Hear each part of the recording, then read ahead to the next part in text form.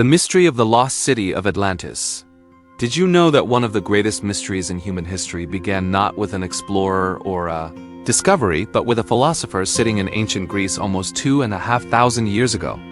The legend of Atlantis was first told by Plato, not in a mythic poem or a sailor's tale, but in his philosophical dialogues called Timaeus and Critias. It was around 360 BC. Plato described a grand island empire beyond the Pillars of Heracles, what we now call the Strait of Gibraltar.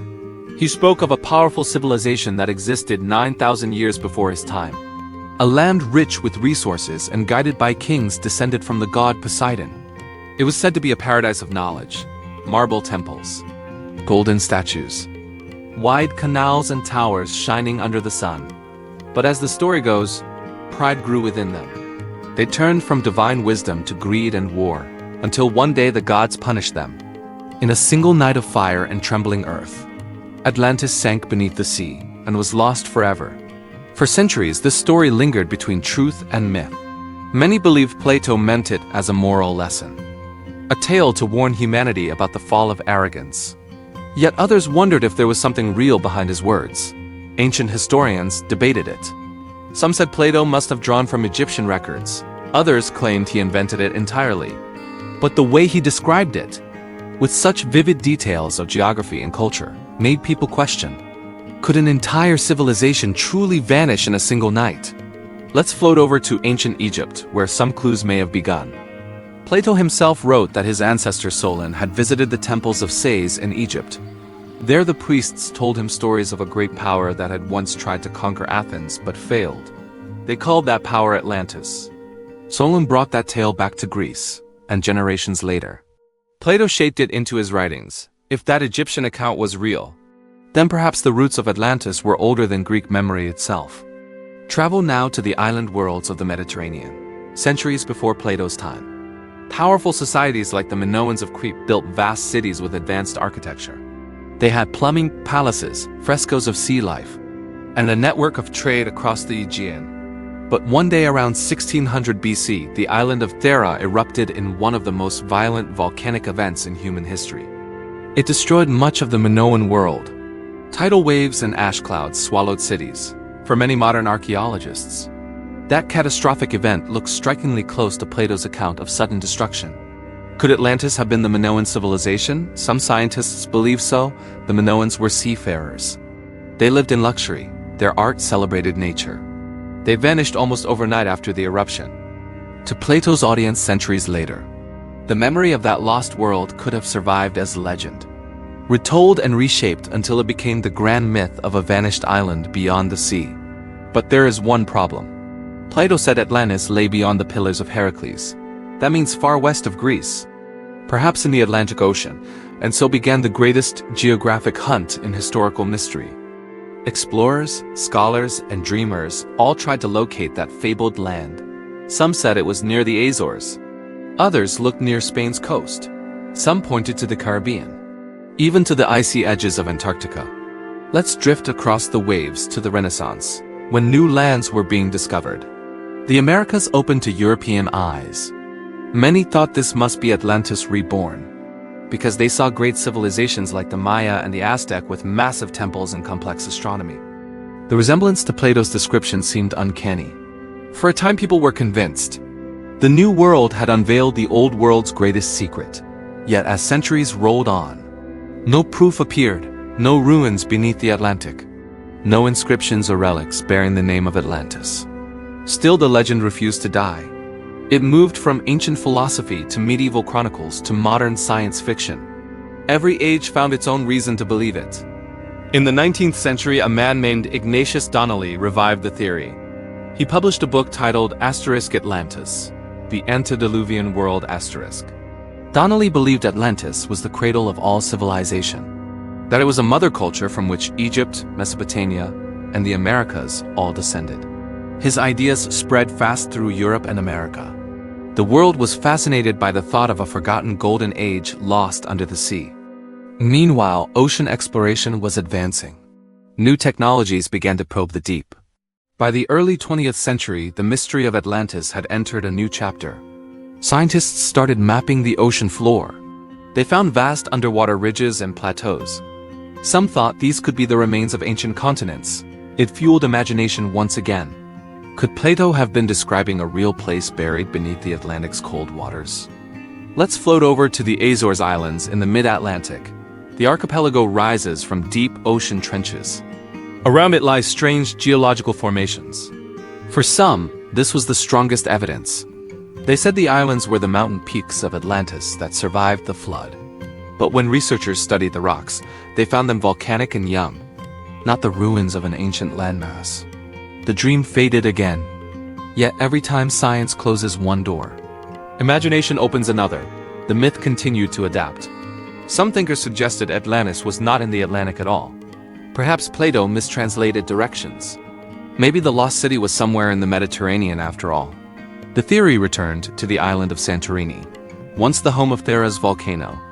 Beneath its calm blue waters lies a vast caldera that could have swallowed entire settlements.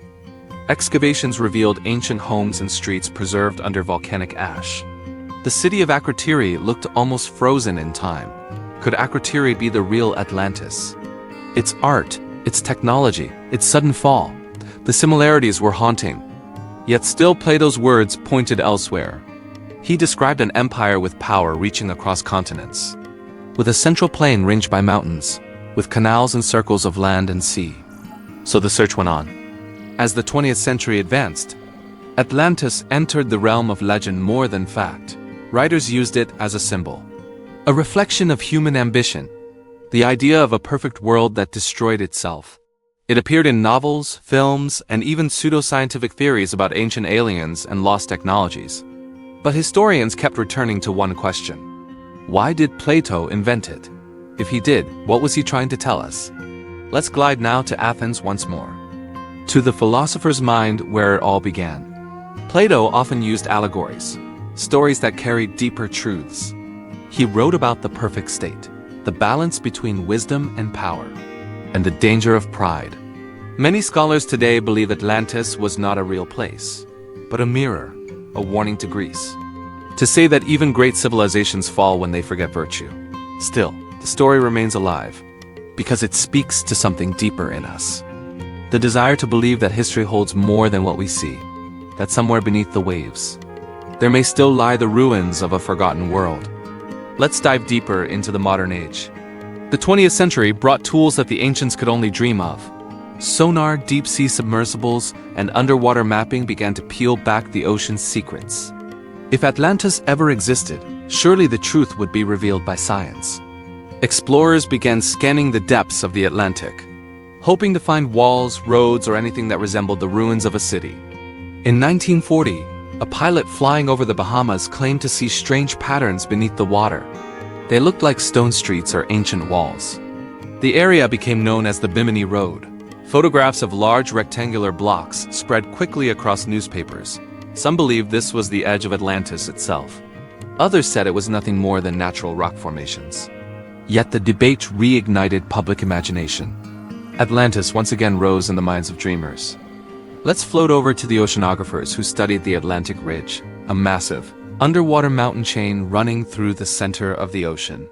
To some, it looked like the sunken spine of a continent. The idea seemed poetic. A once great land broken and drowned. But geological evidence showed it was formed by volcanic activity. The ridge was growing, not sinking. Atlantis, if it existed, could not have been swallowed there. Then came the 1960s and 70s, a time when new energy stirred the human spirit. From moon landings to deep-sea dives, people believed anything was possible. Marine archaeologists searched the Mediterranean, the Caribbean, and even the Black Sea. In 1969, an expedition near the island of Santorini uncovered the city of Akrotiri. Streets, staircases, frescoes all preserved under layers of volcanic ash. It was a breathtaking discovery. It showed a civilization advanced in art and engineering, water pipes, multi-story homes, intricate paintings of ships and dolphins. The similarities to Plato's description felt too close to ignore. A rich island culture, a sudden destruction by fire and sea. Yet the geography did not fit perfectly. Plato said Atlantis lay beyond the pillars of Heracles. Santorini was within them. Scholars began to suspect that Plato may have combined real history with symbolic teaching. He might have used the Minoan tragedy as a framework to illustrate the moral collapse of power. Let's glide now to Spain's southern coast. Near the marshlands of Donana lies a region known as the Guadalquivir Delta. Satellite images have revealed circular patterns hidden under the soil. Some scientists propose that this could be the true location of Atlantis. They argued that ancient floodwaters from the Atlantic could have swept inland thousands of years ago, submerging what was once a powerful port city. Excavations began. Artifacts from various eras were found. Pottery, tools, even traces of ancient walls. But none could be tied directly to the timeline Plato gave. The site remained a fascinating possibility, yet not a confirmation. In the early 2000s, new technology changed the game. Satellites could now peer beneath shallow waters and detect man-made structures long buried. One of the most sensational claims came in 2009 when researchers spotted what looked like grid-like formations deep under the Atlantic off the coast of Morocco. At first glance, it seemed like a vast city plan, complete with streets and squares.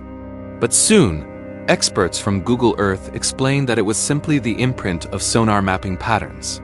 A digital mirage. The mystery deepened once again. Let's drift over to the Caribbean. Some theorists believe that the islands stretching from Cuba to the Bahamas were the peaks of Atlantis. In 2001, a team using sonar imaging near western Cuba discovered what appeared to be massive stone structures 2,000 feet below the surface. The shapes looked geometric, square foundations, even pyramids. The images sparked international headlines. Could this be Atlantis? Yet further dives revealed the seafloor to be older than any human civilization. The formations were natural, not man-made. Still, the possibility lingered. Because every discovery, no matter how small, kept feeding the human desire to believe. Beyond the search for ruins, researchers also looked into ancient maps and myths. The story of a great flood, they noticed, appeared in nearly every culture. From the biblical Noah to the Sumerian epic of Gilgamesh to the Hindu tale of Manu and the fish. All spoke of a time when the seas rose and swallowed whole worlds. Perhaps Plato's Atlantis was not just one place. Maybe it was the memory of many lost cities victims of the same global flood at the end of the Ice Age. As the Earth warmed around 12,000 years ago, melting glaciers raised sea levels dramatically. Coastal settlements would have been drowned. The shorelines of ancient humanity now lie far beneath modern oceans. Could one of those settlements have inspired the legend? Scientists have found submerged structures off the coast of India in the Gulf of Kamhat. Massive stone formations rest under 40 meters of water. They predate known civilizations. Some researchers called it the world's oldest city. Others warned the evidence was uncertain. But once again, the thought of Atlantis found new life. Let's move to the realm of myth interpretation. For some scholars, the importance of Atlantis lies not in its ruins, but in its message. The story follows a pattern seen in many ancient texts. A great civilization rises, it grows wealthy, it forgets humility, and in its pride, it falls. The destruction of Atlantis becomes a symbol for the cycle of human history. The same lesson that echoes through empires from Rome to our modern age. Still, the line between truth and legend has never fully faded. Some believe that beneath the surface of Plato's allegory lies a distant memory of an actual disaster. Maybe a continent-scale flood, maybe a city erased by the sea, perhaps both. The ocean is vast. More than 70% of our planet remains underwater and unexplored. In its silent depths, entire chapters of human history could be hidden. Let's float to the realm of alternative theories. In the 20th century, writers like Charles Hapgood suggested that the Earth's crust once shifted violently, moving entire continents. According to him, this could explain how a great landmass once near the tropics ended up buried under the ice of Antarctica. He claimed Atlantis might lie beneath the frozen continent, preserved under miles of ice. The idea fascinated many. Even Albert Einstein reviewed Hapgood's work with interest. But no direct evidence has ever surfaced. Theories continue to expand. Some connected Atlantis to the lost continent of Lemuria in the Indian Ocean, others to mythical lands in the Pacific, like Mu. A few fringe theorists even tied it to ancient extraterrestrial visitors. The more science advanced, the more imagination evolved beside it. Atlantis became not just a lost city, but a symbol of forgotten wisdom, ancient technology, and the mysteries that lie just beyond proof. As we move forward in time, one thing becomes clear. The power of the Atlantis story does not depend on discovery. It thrives because it sits perfectly between reality and myth, too detailed to dismiss entirely, yet too elusive to confirm. It reminds us that history is not just what is written in books or buried in ruins. It is also what we dream about when we look toward the horizon. Let's drift now into our own century. The world has changed, yet the allure of Atlantis remains timeless. Scientists, divers, and dreamers still peer into the deep blue, wondering if beneath the silent waves lies a memory from humanity's forgotten dawn. The tools are sharper now. We have satellite mapping, high-resolution sonar, and remote underwater drones. But the mystery continues to resist the reach of science.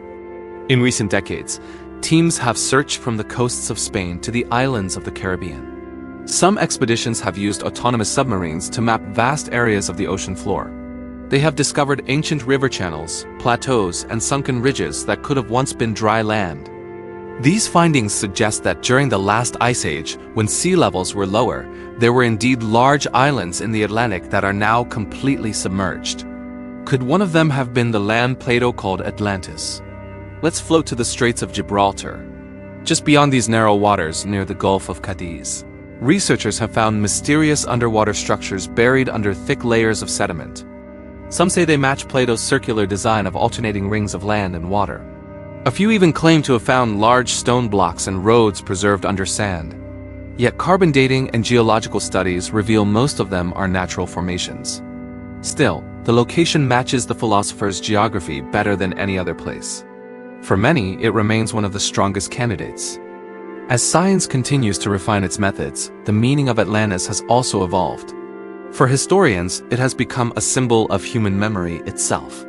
The way stories survive, change, and echo through generations. Every civilization has tales of lands lost to water. The Greeks had Atlantis, the Celts had Lyoness. The Japanese spoke of the drowned kingdom of Ragjo. And in South Asia, ancient texts mention the sinking of Davrak. Each story reflects the same fear and fascination, the power of the sea to erase what man has built. Let's move for a moment to the human side of this legend. When explorers and storytellers chase Atlantis, they are not only searching for ruins, they are searching for meaning. A connection to the past that proves greatness once existed before recorded history. A hope that somewhere, humanity once achieved balance between wisdom and technology. That we are not the first to reach for the stars. In the 21st century, a new field called marine archaeology began to bring these dreams closer to evidence. Beneath the Black Sea, scientists discovered ancient shorelines, homes, and tools preserved perfectly by the oxygen-deprived waters. In the Mediterranean, near the coast of Israel, the submerged village of Atlit Yam was uncovered 9,000 years old, with stone houses and even a well. These were real civilizations lost beneath rising seas. They showed that Plato's idea was not impossible. Entire societies can indeed vanish without a trace. Let's float toward the Atlantic once more. Between the islands of Madeira and the Azores, underwater drones have captured images of vast rock terraces that might once have stood above sea level. They resemble harbor walls and foundations, but again, the verdict is uncertain. Geology can shape nature to mimic architecture. Nature often imitates the hands of man. So the question remains, were these formations natural wonders or remnants of a forgotten world? Modern scholars continue to revisit Plato's own words, line by line. Some suggest that the philosopher's timeline was never meant to be taken literally. When he said 9,000 years before his time, perhaps he meant 900. In ancient Greek translation, a single numerical era could shift history by millennia. If so, Atlantis could fit perfectly within the age of the Minoans and their sudden disappearance after the Thera eruption. That would turn legend into memory, not myth. Let's glide now to the modern cultural Atlantis. Today it lives in literature, film, and art more than in archaeology. From Jules Verne's * 20,000 Leagues Under the Sea * to animated films and documentaries, Atlantis has become a canvas for human imagination. It represents hope and warning, a dream of progress and a reminder of its cost. Each generation reinvents it, shaping it into a reflection of their own fears and desires. In science fiction, Atlantis stands for ancient wisdom and lost technology. In philosophy, it stands for moral decline. In spiritual circles, it symbolizes a higher civilization that fell through misuse of power. These interpretations, though different, all share one core idea that humanity once possessed something extraordinary and lost it. The myth endures because it speaks not of stones and temples but of the soul of civilization. Let's pause and imagine the scene as Plato might have described it. A city glistening under the sun, surrounded by rings of water and land. Ships moving in and out of its grand harbors, fields of silver and gold, towers rising toward the sky, a society guided by knowledge but tempted by ambition, until the sea came to claim it. That image has haunted human thought for over 2,000 years, and it continues to call to us from the deep. Modern explorers often say that the real mystery of Atlantis is not whether it existed, but why we want it to exist. Perhaps it represents our longing for connection to a time when humanity lived in harmony with nature, or our belief that beneath our progress lies a forgotten wisdom. The ocean becomes a metaphor for the mind vast, deep, and holding secrets we are not yet ready to uncover. Let's drift toward the conclusion of this long journey. Every dive, every theory, every fragment of myth leads to one quiet truth. Whether Atlantis was a real city or a story shaped by the tides of time, it reveals something eternal about us. We are creatures of memory. We build stories to bridge what we know with what we dream. The sea may keep its silence, but our imagination never does. If one day explorers do find stone walls beneath the Atlantic, shining under the light of their submersibles, it would be a discovery beyond measure. But even if they never do, Atlantis will remain alive as an idea, a warning, and a promise. A reminder that civilizations rise and fall, but their echoes ripple through eternity. Let's float away now from the waves and myths, back to the surface where the story began. A philosopher's dialogue, spoken over 2,000 years ago, still stirring hearts and minds today. The lost city of Atlantis may never rise from the sea, yet it has never truly been lost. It lives in the space between history and legend, between truth and imagination. And perhaps that is where it was meant to be all along.